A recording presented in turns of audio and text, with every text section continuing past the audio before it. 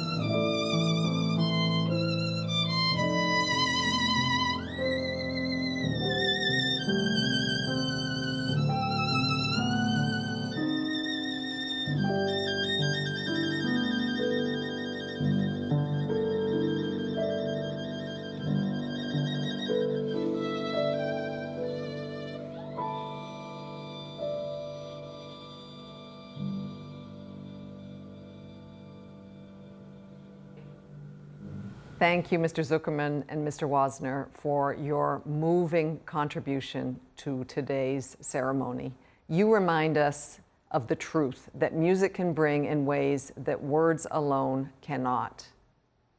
I would like to introduce our next speaker, Dr. Petra Gilbart, Romani educator, scholar, and musician. Dr. Gilbart is also co-founder of the Initiative for Romani Music at New York University. Dr. Gilbart is the granddaughter of Romani Holocaust survivors, Helena Margita Nova and Antonín Ruda Randnick. And it is in their names that she speaks to us today. Hello, Lachojives, Teaven Bachtale. I deeply appreciate the opportunity to speak at this year's Holocaust commemoration. In 2022, the overwhelming majority of students in America and beyond are unable to answer one question: who are Roma and Sinti? Our origins in South Asia come as a shock to most people, as does our Indic language. And if they have heard of so-called gypsies during the Holocaust, it is most often as an incidental footnote. The Romani people murdered during World War II numbered in the hundreds of thousands. I believe it's historiographically impossible to give a more exact number. But I will tell you that my childhood home, the Czech Republic, was one of several countries in which 80% of Roma and Sinti, or more, were killed during the Holocaust. My grandmother was born in a Slovak Romani settlement. During the war, her brother and some other relatives joined the resistance fighters. Even a false accusation of such an act often led to entire Romani villages being burned. Several of my grandmother's family members were taken to concentration camps. Her parents and many other Roma were killed during the Nazis' attack on the settlement. Grandma escaped on her sister's back through the freezing river before hiding in the woods. Although Romani men, women, and children were rounded up under various circumstances, ultimately, they were all subject to the Nuremberg laws starting in November of 1935. Eventually, the final solution was designed to exterminate all whole and part Roma, along with the Jews. My grandfather, whose surname at birth was Holomek, escaped from a gathering camp in the Czech Republic with his mother and siblings. One brother died, however, when he fell ill, and the local hospital refused to treat him on racial grounds. Meanwhile, his father and another brother ended up in a subcamp of the Mauthausen complex before running away and spending the rest of the war in hiding. My grandfather's older sister went through several concentration camps, including Auschwitz. Among Czech Roma and Sinti, the family was extremely fortunate to have so many surviving members. At some unknown point in time, my great-grandfather had the family name changed from an obviously Romani one to something inconspicuous. This man, Josef Holomek, or Hranek, had the greatest hand in raising my mother. She was born shortly after the war into an unspeakably traumatized family. My mother grew up with Romani laws and customs, which include elaborate burials, always in a coffin, but not for Josef. He said, "They burned my whole family, so let me be burned too." Not quite 30 years after the war, he ended his life by suicide and was cremated. Josef's story is important because he was a leader in a community that has all but disappeared. It is important because his ashes are a statement of commemoration and warning that he himself authored. His story should be known even by those who somehow do not believe that Roma and Sinti were victims of the Holocaust, because Josef happened to be half Jewish. Why is it so important to know who Romani people are? Because Josef's great-great-grandchildren are still being threatened, mistreated, and attacked for the color of their skin. One of the most compelling ways to learn about fascist ideologies is to follow their unbroken thread into the 21st century. Surviving Romani families have countless points to make about racism in the past, present, and future. Thank you for taking the time to listen and to fulfill the meaningful objectives of Holocaust education. Thank you, Dr. Gilbart, for those powerful words. We now welcome Mr. Alicia Wiesel. Mr. Wiesel is the only child of Holocaust survivors Marion and Elie Wiesel. He speaks to us today of the legacy he has inherited. I have 3 minutes with you to reflect upon the Holocaust whose flames consumed the Jewish people, my family. My first minute is for the victims. My father Alicia Wiesel and grandfather Shlomo, Zichronam Livracha, chose the death march to Buchenwald over the risk of being executed in the Auschwitz infirmary. Tomorrow, January 28th, marks the night my grandfather died 77 years ago, my father powerless to help him. Today, January 27th, marks the Soviet liberation of Auschwitz, which they had missed by only a few short weeks. But it was not the first day the world knew about the death camps. How must it have felt to learn after the war of Breckinridge Long, the U.S. Assistant Secretary of State in charge of visa disbursement, who pushed FDR to keep American shores closed to Jewish refugees? To learn that the Allies knew about Auschwitz and chose not to bomb the rail lines or even broadcast a radio warning to Europe's Jews that they should not, under any circumstance, get on the trains. My second minute is for the children of survivors. We were born with a burden. We were born to parents who had survived incalculable pain, who somehow radiated hope despite the world's betrayal. How did they do it? Live life again? Love? Raise families? The truth is that if all we did was live, that would have been enough. We have already brought our parents some peace, some justice, by living our million small acts of daily life. But if you are like me, it did not feel like enough. Now I feel I too must do something to honor and continue the Jewish life of my ancestors and to speak up against the anti-Semitism that nearly extinguished us. Because it still exists today. Over 6 million Jews living in Israel descend from refugees who fled the Holocaust in Europe, pogroms in Russia, or the Farhud in the Arab Middle East. And last year, the United Nations General Assembly condemned Israel more than it condemned Iran, North Korea, and Syria combined. The world's double standards threaten the security of Jews everywhere. My third minute is for all of you who have joined us today. My father firmly believed that his faith required him to fight hatred and oppression everywhere, in places like Cambodia, Darfur, Rwanda, and Bosnia. Are we brave enough to follow? China, which sits on the Human Rights Council, inflicts mass internment, forced labor, and forced sterilization on the Uyghur people. As the world turns a blind eye to the forced separations and cultural eradication of Uyghur families, other oppressors, Myanmar, ISIS, and the Taliban, breathe easier as they oppress the Rohingya, the Yazidi, and women. I have met with Uyghur dissidents, and I believe their testimony. Will we pretend nothing is wrong? We must instead provide refuge to the Uyghur people and stand vigil for the disappeared, Kurban Mahmut, Yalkun Rozi, Ilham Tohti, to name a few. Beijing's Winter Olympics begin next week. Now is the time for us to act. Will the UN invoke the Genocide Convention's obligation to investigate what is happening in Xinjiang? We are out of time. May our actions this year be worthy of the weight of this day. Thank you, Mr. Wiesel. We now turn to the heart of our ceremony, the voices and reflections of witnesses to the Holocaust and the elders who were there, who remained. 4 survivors have generously given their time to share with us their reflections of that period and their hopes for the future. We will begin by listening to Ms. Ella Blumenthal. Ms. Blumenthal was born in Poland in 1921. She was 18 when Nazi Germany invaded Poland and the Second World War began.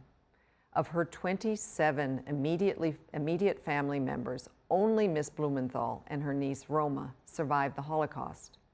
Ms. Blumenthal survived the Warsaw Ghetto in 3 camps, the death camps at Majdanek and Auschwitz-Birkenau, and the concentration camp at Bergen-Belsen before being liberated.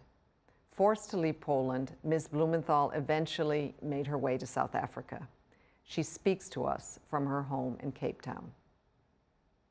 It's difficult to define the darkest moment. One of them was when I realized that the Nazis are trying to exterminate all the Jews. And this is when I realized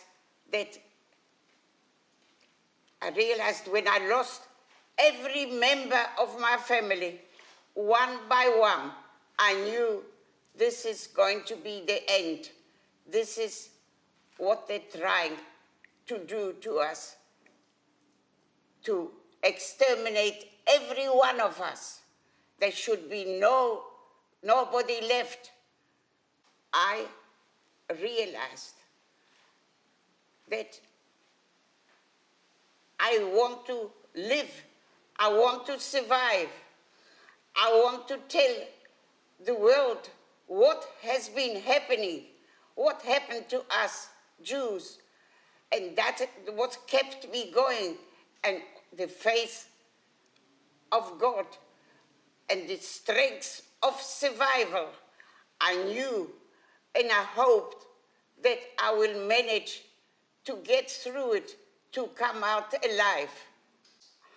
I don't know how I managed, but I realized that I've got to leave my past behind me. I've got to carry on. I've got to go on. I've got to try and build a family. I wanted to go on. I want to build a new life. Remember that one person must be able to speak to another person. It doesn't matter what religion or what color he is. You must understand that we are all the same. We want to understand each other, and then the world will be so much better for it. Thank you, Ms. Blumenthal, for your wisdom and inspiration. We now turn to Mr. Pinkas Guter. Mr. Guter was also born in Poland. He was 7 when the Second World War began, and after his father was brutally beaten by Nazi thugs, Mr. Guter, his twin sister, and his mother, disguised as Christians, fled to their aunt in Warsaw. His father followed. In 1943, the Nazis deported the family from the Warsaw Ghetto to Majdanek. Only Mr. Guter survived the Holocaust. Forced to do slave labor, Mr. Guter survived Majdanek, 5 other concentration camps, including Buchenwald, and a death march from Germany to what was then Czechoslovakia, where he was liberated in 1945 by Soviet troops. He was 13 years old.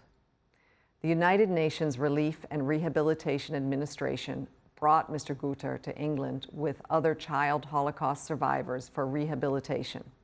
Mr. Guter is married to Dorothy, and their family now spans 3 generations. He speaks to us from his home in Toronto, Canada.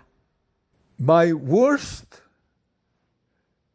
moment was when we were discovered in the bunker in Warsaw Ghetto when the uprising started on the 9th of April. We were there 3.5 weeks in the bunker.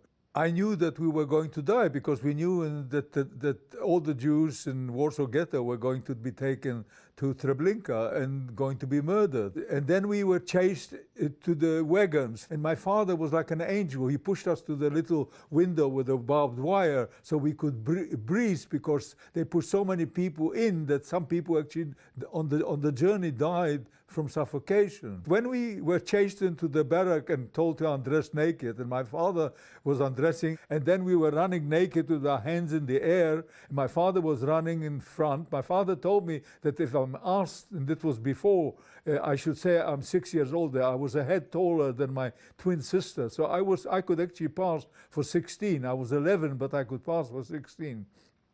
And there was a man with a white coat with a little stick, and he would change people right, left, right, left, right, left. And he pushed me into a place, and I kind of finished up in a place, and there were shower heads, and I started saying my prayers because we knew in the ghetto that the shower heads are false, and as gas comes out, and we are going to die. So I started saying my prayers before dying, and then water came out in my place. And then suddenly, after they finished, they chased us to another barrack, they gave us prison clothes, and then I thought my father must be alive too, and I ran out and I started looking for my father because there was going to be a roll call.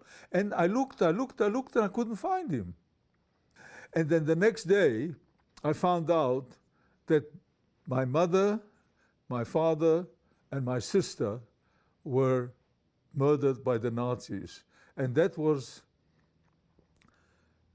it almost, I turned almost into a nothing. I felt that my life had no meaning, that I lost everything.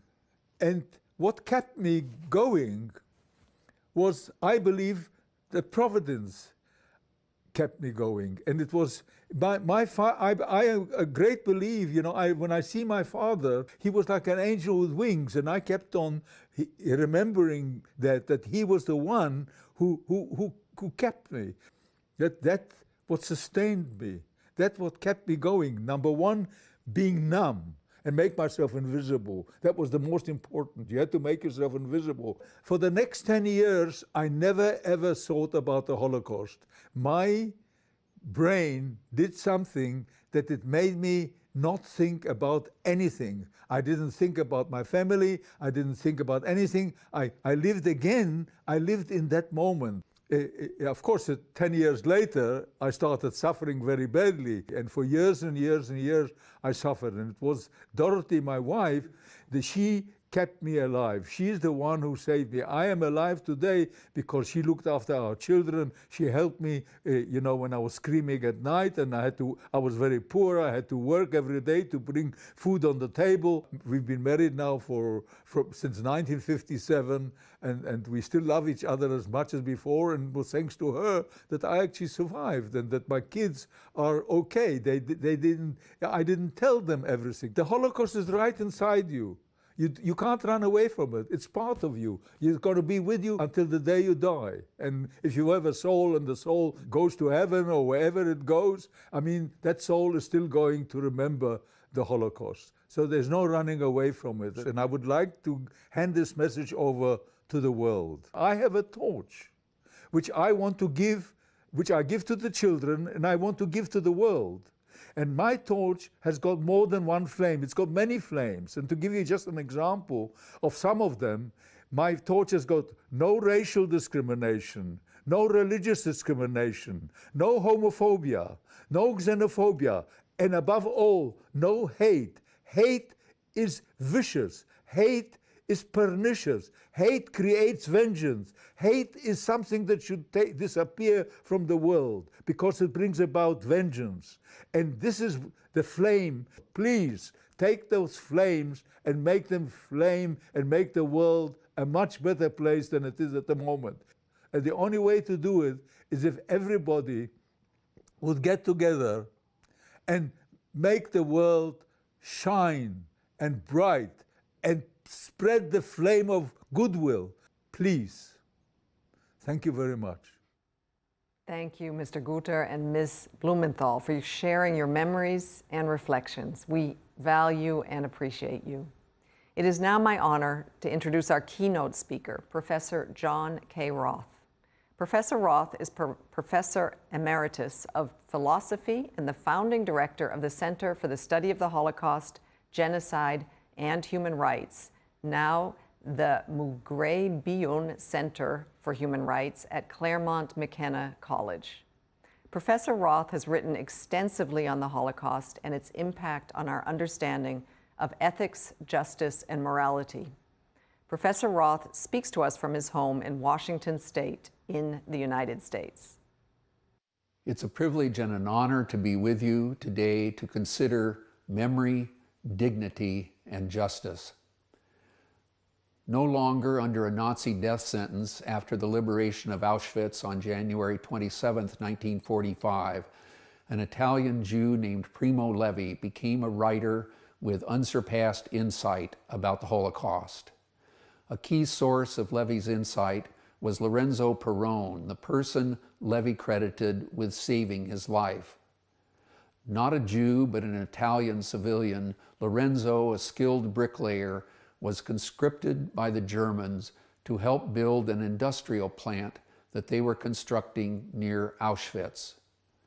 After meeting Levi in late June 1944, as they labored at the construction site, Lorenzo decided to help his fellow Italian. For months and at great risk, Lorenzo got Levi extra food, which was the physical difference between life and death.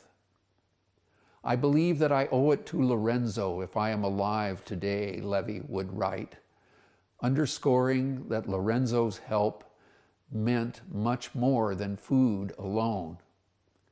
What also sustained him was that Lorenzo, said Levy, constantly reminded me by his presence, by his natural and plain manner of being good, that a just world still existed outside ours.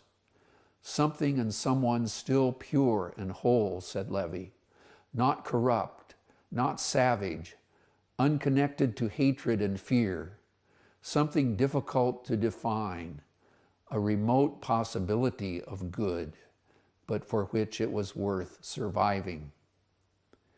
When liberation came, Levy lost track of Lorenzo. They reconnected in Italy after the war, but soon Lorenzo died. Levy's recollections of him are memorable. Lorenzo was not religious, Levy said. He didn't know the gospel, but instinctively he tried to rescue people, not for pride, not for glory, but out of a good heart and for human comprehension. He asked me once, said Levy, in very laconic words, why are we in the world if not to help each other? At one of their post-war meetings, Levy learned that he was not the only Auschwitz prisoner whom Lorenzo had helped, but Levy's friend had rarely told that story.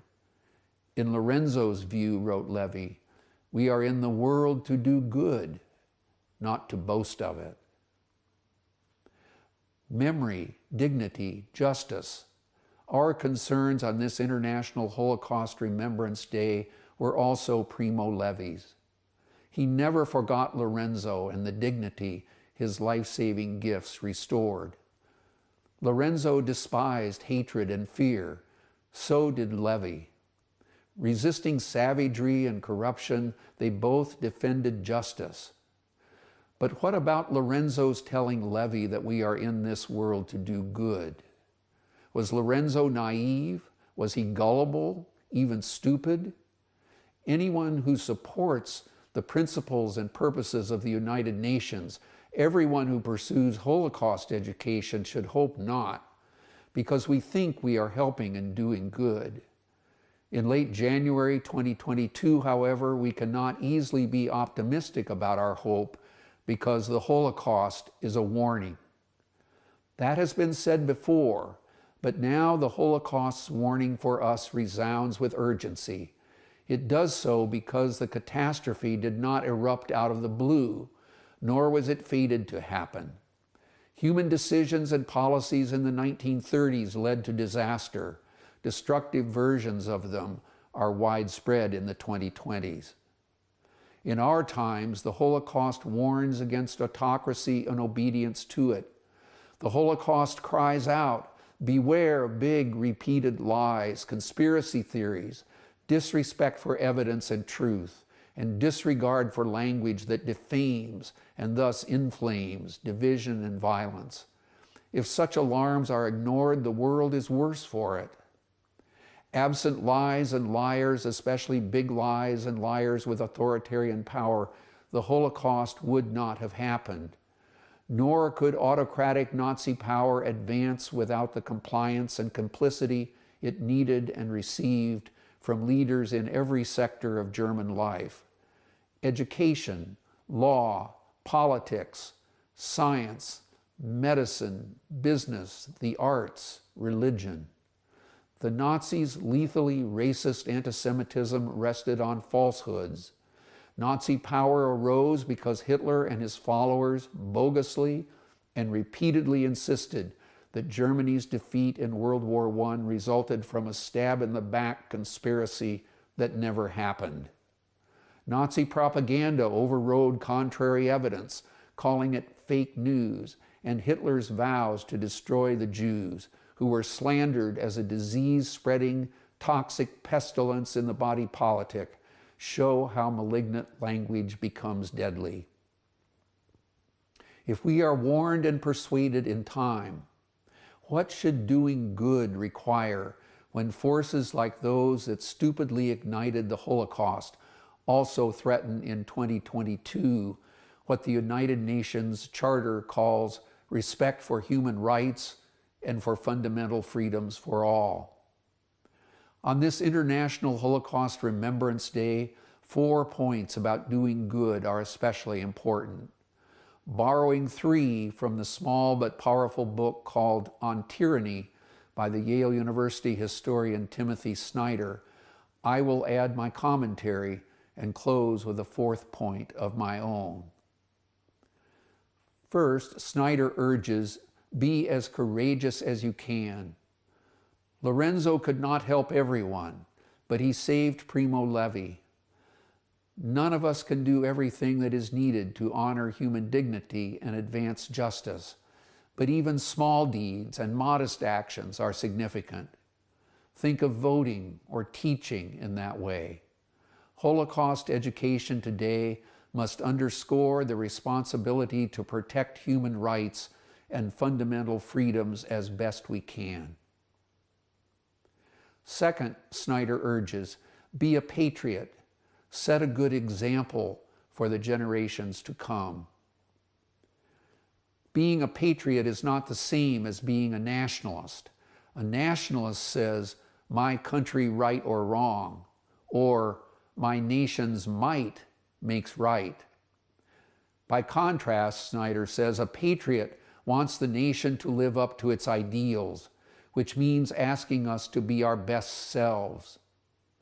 Our best selves resist decisions and policies like those that led to the Holocaust. Our best selves reject anti-Semitism and racism. They oppose hypocrisy and autocracy. Our best selves hold torturers accountable. They strive to bring murderers to justice. Our best selves do not restrict and abuse human rights. They defend and strive to expand them. Our best selves never give up trying to be their best. Third, Timothy Snyder urges, believe in truth. To abandon facts is to abandon freedom. If nothing is true, then no one can criticize power because there is no basis upon which to do so. Snyder tells how truth dies. Hostility to verifiable reality lets inventions and lies become facts. Then blunt and endless repetition of those inventions and lies makes the fictional plausible and the criminal desirable. Snyder's warning is that post-truth is pre-fascism. He continues, fascists despise the small truths of daily existence, loved slogans that resonated like a new religion, and preferred creative myths to history or journalism. They used new media, which at the time was radio, to create a drumbeat of propaganda. And now, as then, many people confused faith in a hugely flawed leader with truth about the world we all share. The Holocaust happened not only because the Nazis abandoned truth, but also because so many other people went along. Doing good in 2022 requires breaking silence, affirming facts against fantasies, and defending truth against lies, big and small. Finally, doing good, especially giving memory of the Holocaust the respect it deserves, depends on taking nothing good for granted. So quickly and in such devastating ways, the conditions that led to the Holocaust, as well as the Holocaust itself, swept away what is right and just, good and true. Doing good in our times requires us to stand with Primo Levi's life-saving friend Lorenzo, to be our best selves as patriots who believe in truth, take nothing good for granted, and act as courageously as we can. If memory of the Holocaust leads us that way, we can renew respect for human dignity and justice and help to mend our endangered world. Thank you very much, Professor Roth. We now turn to Holocaust survivor Rabbi Arthur Schneier. Rabbi Schneier was born in Austria and witnessed the destruction wrought by anti-Semitism, both on an intimate scale, as former friends turned on him, and a much wider scale on the Jewish community during the November 1938 pogrom. The 9-year-old Arthur fled with his mother to Hungary, where they hoped in vain to find visas to escape Europe. Through the courageous efforts of diplomats such as Karl Lutz, the Swiss Consul General, and the International Red Cross, Arthur and his mother were able to survive the war. But most of Rabbi Schneier's family did not.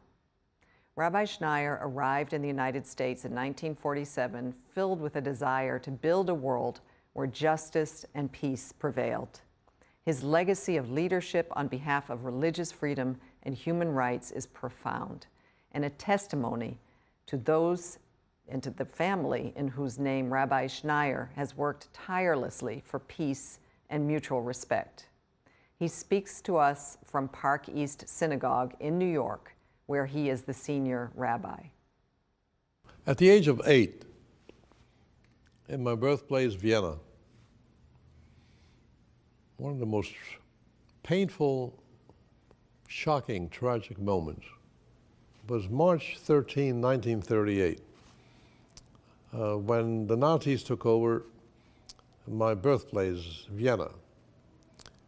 I had many, many Christian friends attending school together, visiting their homes. They visited our homes. Overnight, at the behest of their parents, they lost contact with me.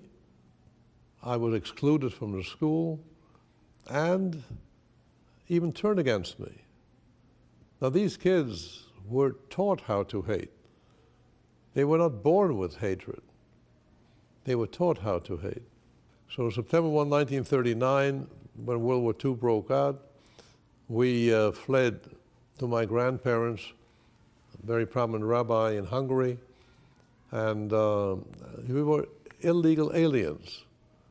And then in 1943, 425,000 Hungarian Jews cleansed in no time. And I owe my life to Karl Lutz, a Swiss Consul General, who, like Wallenberg, the Swedish diplomat, established for a few thousand Jews in each house, safety houses. So that gives one hope that there's not only evil, but there's goodness and kindness in so many human beings who are ready to help their neighbor and their fellow man. What gave me actually hope and a desire for survival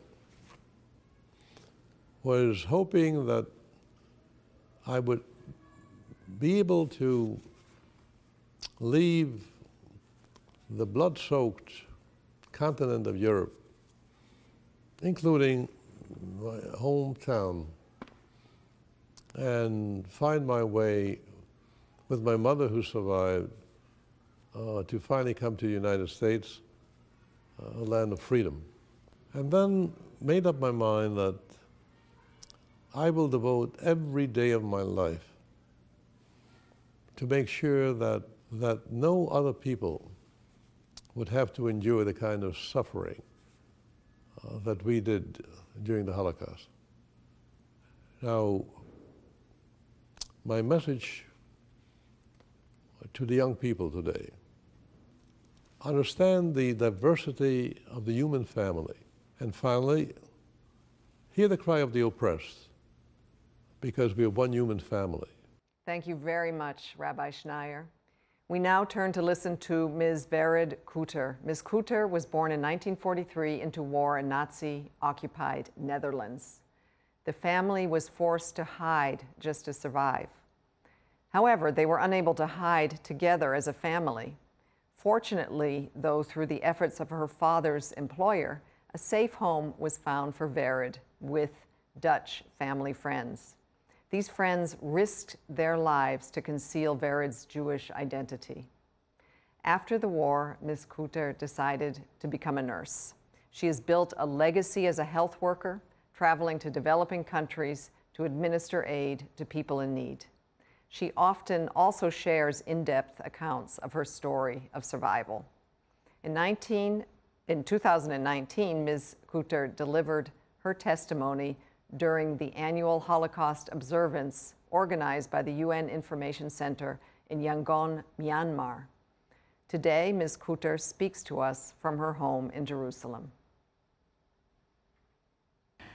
The darkness, I suppose, It was the first 3 months which I spent in a cupboard. I was 6 weeks old and I was hidden in a cupboard till I started making too much noise, and the person that took me and hid me at his sister's house where he worked during the week decided that I should go with him to his village. And then a very dark moment happened. They gave me a sleeping pill. I was 3 months old, wrapped me up in a cardboard box, and he traveled with me for more than 2 hours to his wife and presented me, this is a baby, and this is ours now. And in the village they spread the story I was the daughter of the unmarried sister of my war father. And that was a very good story because I had blue eyes and blonde hair, so I was a German baby. When the Holocaust ended,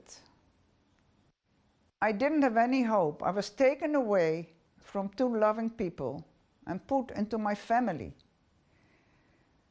I'm not sure what gave me hope to continue. I think the visits that I was allowed in the school holidays to spend with my war parents, the love I received there, because my home was broken up, everybody was growing differently, not like a real family.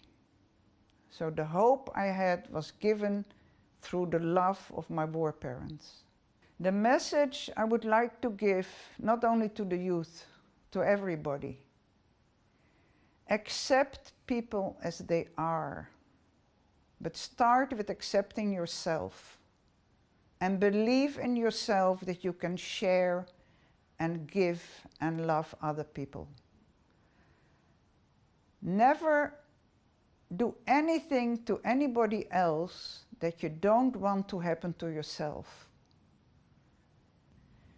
Try and love people like you want to be loved. That's the message I would like to share. Thank you, Ms. Guter, and also Rabbi Schneier, for sharing your reflections with us and for inspiring us all to work for a better world. The Holocaust had a profound impact on the world. Some 77 years later, it continues to reverberate, touching the lives of people around the globe and shaping the choices they make and their values. This year, we have invited 5 people from diverse regions, age, gender, and ethnicity to share with us how they have been shaped by their encounter with the history of the Holocaust. Please join me as we hear from United Nations Special Advisor on the Prevention of Genocide, Alice Nderitu, Director of the Tokyo Holocaust Education Resource Center, Fumiko Ishioka, Curator, Education Consultant, and Educator, Paul Salmons, Journalist, Boris Tull, and Founder and Director of the Johannesburg Holocaust and Genocide Center and Chair of the South African Holocaust and Genocide Foundation, Tali Nates.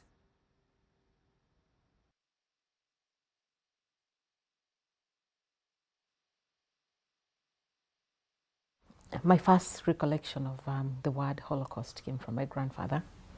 My father would buy, for me and my brothers, second-hand comic books on the Second World War, and we would be reading through and admiring the fighter pilots and the jets that they flew.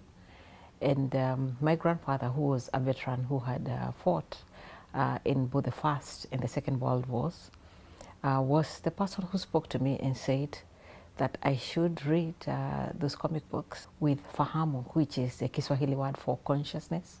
He said, you know, war is not good. The bombs that were dropped by the fighter pilots kill people. And human beings have this tendency to fight against each other and to resolve issues through violence. And you must find a way to ensure that this does not happen. And then I asked him, what is the worst possible thing that you think happened during the First and Second World Wars? And he said it was definitely the Holocaust.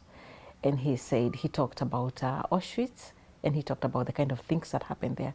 And it took this consciousness about what war means and why my grandfather, who'd fought in 2 wars, kept saying that it was bad, began to grow in me through this fahamu, that I was able to create fahamu, this consciousness, so that everything I read, I thought about the impact, because that's what he said. He said, think about the impact of what was going on during the war. And when I then ended up invited to Auschwitz itself, and to be in Auschwitz and to then understand what war actually means. The impact on me from Auschwitz was huge. A few years later, I too started teaching in Auschwitz, teaching for the Auschwitz Institute for the Prevention of Genocide. So the consciousness kept growing on me, and ultimately now I find myself in this position as the special advisor on the prevention of genocide, advising the Secretary-General as an Under-Secretary-General. And really, you cannot imagine a better position from which to articulate the values of fahamu that I learned from my grandfather, that I am in this space where I'm able to do something about it. And I do not imagine a single day when I do not walk into this office and think about fahamu, especially because I see those who deny the Holocaust, and those who deny genocides like those that happened in Srebrenica and in Rwanda against the Tutsi. The deniers of the genocides take the template from the deniers of the Holocaust. So I see the influence in so many negative ways. I also see it in positive ways, because there's a lot of history that I would never have learned if I did not approach the subject of the Holocaust with the fahamu, the consciousness that my grandfather, who was a veteran of both world wars, taught me.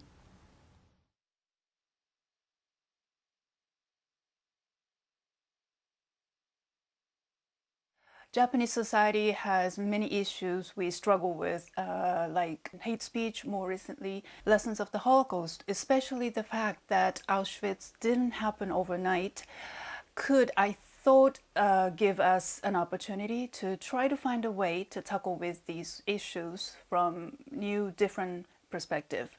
And that became my life's work when I met an Auschwitz survivor, George Brady. At the age of 16, he lost his whole family, his parents and his little sister.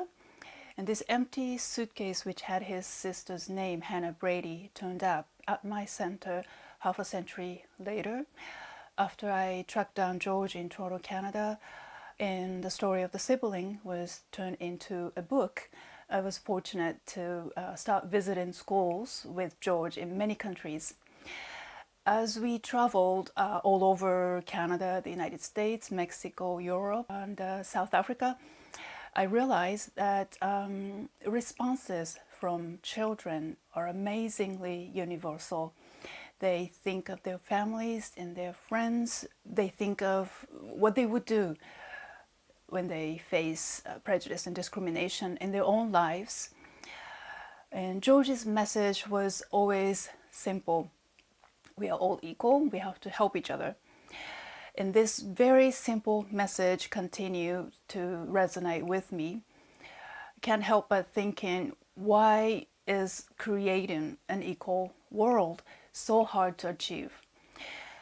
In Japan, Hannah's suitcase has traveled to over 1,200 schools and is still traveling.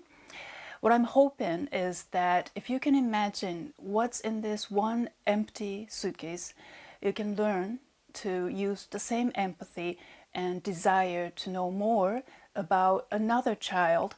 It's been a journey of 20 years, and I'm starting to see tiny little seeds are growing as some of the students I met years ago are now in college and are coming back to us as volunteers. Seeing that keeps me going.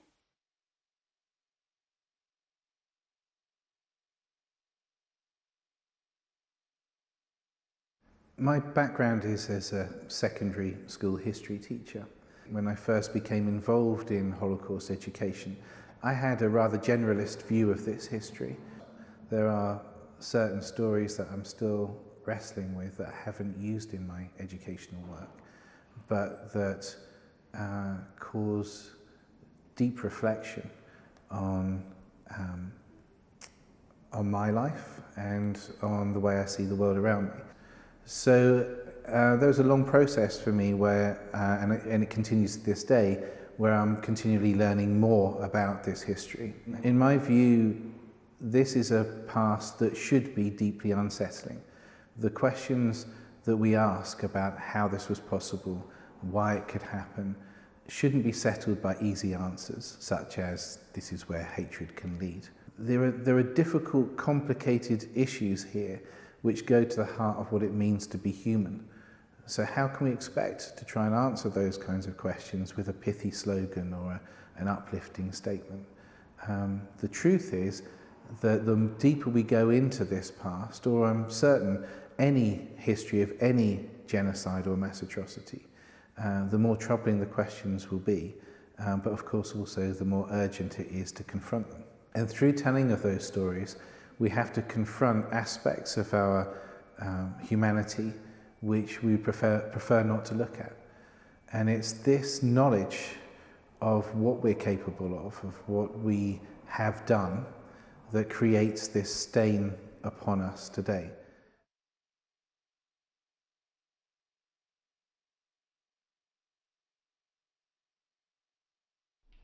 My story with the Holocaust dates back to my teenage years, when I used to go over my history lessons with my parents. I remember my father explaining to me the terrible treatment of the Nama and the Herero communities by the Germans. I later understood that these were the first recorded attempts of ethnic cleansing of the 20th century. My mother died in 2019, and a few months prior to that day, I received a grant to visit Poland and Germany. On the third day of my mom's passing, I flew to Warsaw, and then to other Polish cities where I visited sites commemorating the Holocaust, and where I was able to visit places of worship, the Jewish worship, places like cemeteries where entire Jewish families and communities were massacred. Then in Germany, I was able to also visit sites commemorating this inhumane part of history. On that study tour, I met Wanda and her son Luke. Wanda was a little girl when her family was forcibly placed in the ghettos of Poland. All this, I firmly believe, prepared me to transcend my own pain. I was able to learn their history through memories left on the walls. I was able to learn it through the eyes of their grandchildren, who dedicated their entire lives in the memory of their parents. Today I write, and in writing I believe that it's a way for me to never forget. As we cross the generations of Africa with the increasing disappearance of oral traditions, I think that writing will help me to never forget, and writing will help the next generations to understand what part of history should never be repeated.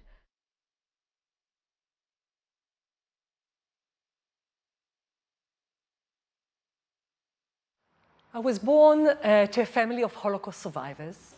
My father, Moses Turner, survived 4 concentration camps and actually was saved by Oskar Schindler. He was on the famous now Schindler's List, together with his brother, my uncle, Henrik Turner. My father, Moses Turner, lost, though, his mother, my grandmother, Leah, and his 2 sisters, Hela and Sila. They were all murdered in Belzec killing center. And that's how I grew up. I grew up with the story of the Holocaust, and it influenced me a great deal. I studied history, and then I created this center that opened officially in March of 2019, the Johannesburg Holocaust and Genocide Center.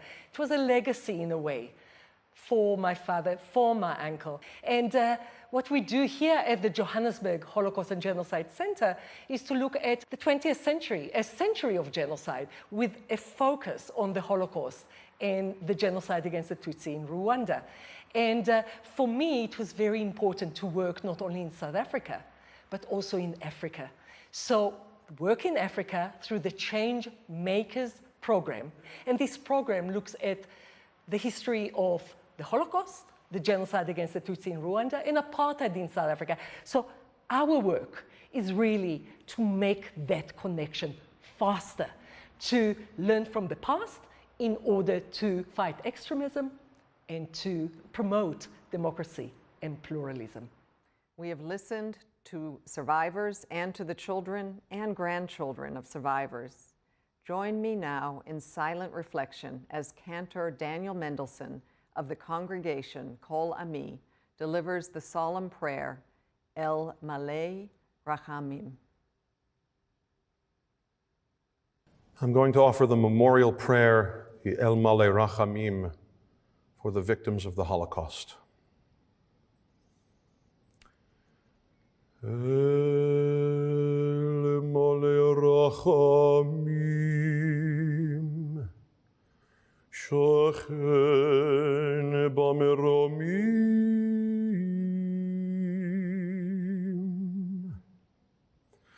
Ametzei Menucha Nechona, Betzei Ganevei HaShechina,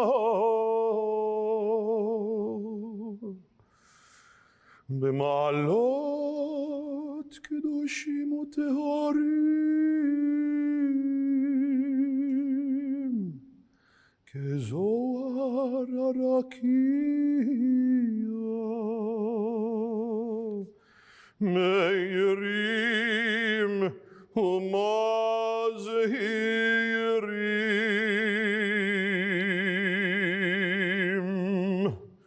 Et Nishmot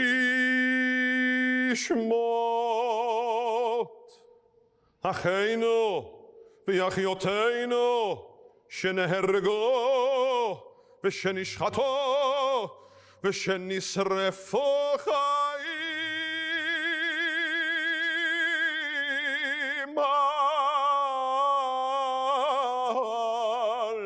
Al Kiddush Hashem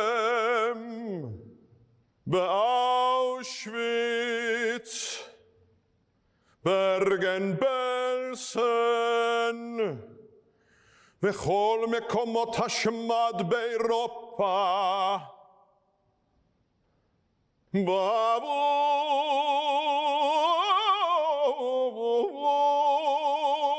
שכולנו כל בני ישראל מתייחדים עם זכרם הקדוש, ומתפללים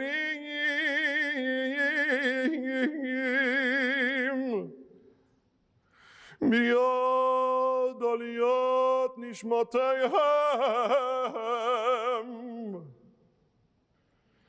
בגן העדן,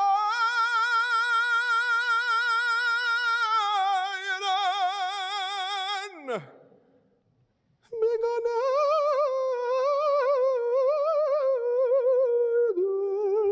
תהיה מנוחתם, לכן בהל הרחמים יסדירם בזיתר כנפיו לעולמים, ויצרור החיים את נשמותיהם אל תכסיד עמם, וינוחו ושלום על משכבם,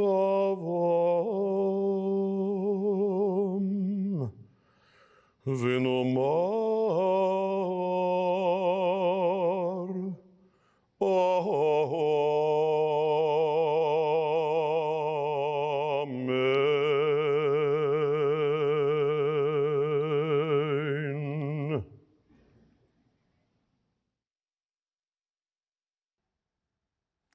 Thank you, Cantor Mendelsohn, for leading us so gently in prayer. Excellencies, esteemed guests, friends, thank you for being with us today. The United Nations remains steadfast in our commitment to remember the victims of the Holocaust and to act to prevent anti-Semitism, racism, and prejudice. We commit to building a world of peace where every member of our beautiful human family can flourish. Thank you.